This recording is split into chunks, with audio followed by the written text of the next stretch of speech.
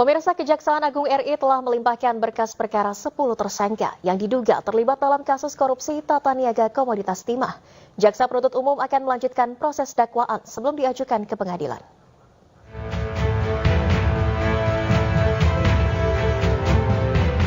Penanganan dugaan kasus korupsi di wilayah izin usaha pertambangan PT Timah Tbk periode 2015-2022 masih terus bergulir.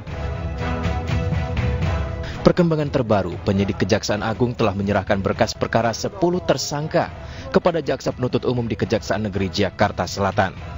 Selain penyerahan berkas, Kejagung juga menyerahkan sejumlah barang bukti seperti dokumen, uang tunai, logam mulia, sertifikat tanah, serta beberapa unit mobil mewah. Pelimpahan oleh penyidik kepada JPU tersebut sebagai proses penyusunan dakwaan sebelum para tersangka diajukan ke persidangan. 10 orang tersangka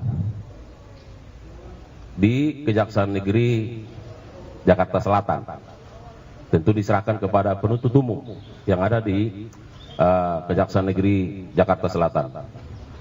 Perlu kami sampaikan bahwa hal ini tentu memenuhi maksud dari pasal 139 KUHP, di mana dikatakan bahwa penuntut umum ketika menerima berkas perkara dan sudah nyatakan lengkap akan menentukan sikap apakah perkara ini dapat dilimpahkan ke pengadilan atau tidak.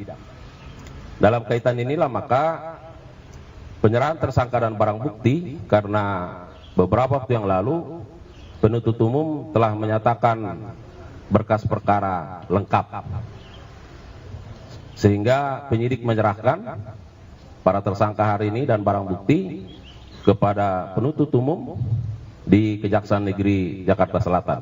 Esensinya adalah bahwa tentu penuntut umum dengan momen ini akan melakukan penelitian terhadap para tersangka dan barang bukti yang diserahkan.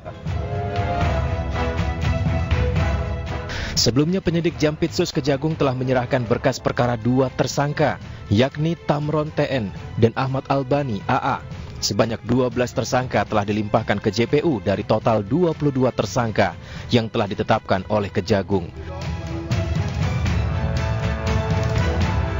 Dari Jakarta, Elsia Casey, Aulia Syah Rahmadan, iNews melaporkan.